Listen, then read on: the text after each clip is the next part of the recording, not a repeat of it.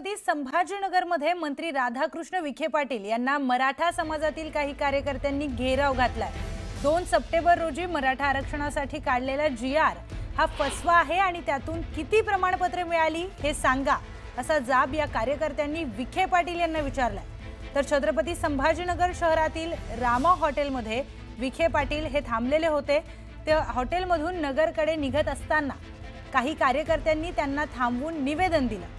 छत्रपती संभाजीनगर जिल्ह्यातल्या पैठण इथले ते मराठा कार्यकर्ते होते आणि त्यांनीच विखेंना घेराव घालून जाब विचारला।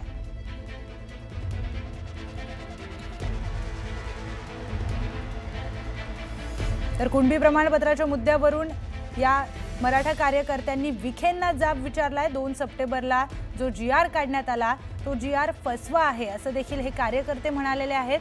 त्याचबरोबर त्या जी.आर. मधून किती जणांना प्रमाणपत्र मिळालं याची आकडेवारी द्या असं देखील या कार्यकर्त्यांनी विखेंना थांबवत जाब विचारलाय।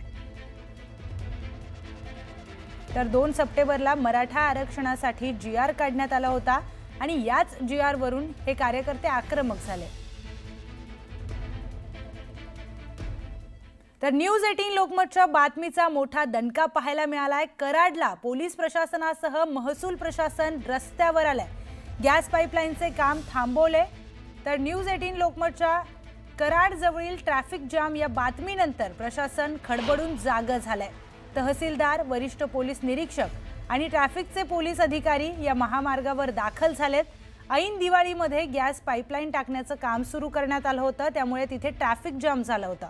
न्यूज 18 लोकमतने बातमी दाखवली आणि त्यानंतर तहसीलदारांकडून गॅस पाईपलाईनचं काम हे थांबवण्यात आलंय आणि काही वेळातच इथली वाहतूक ही आता सुरळीत होणार आहे।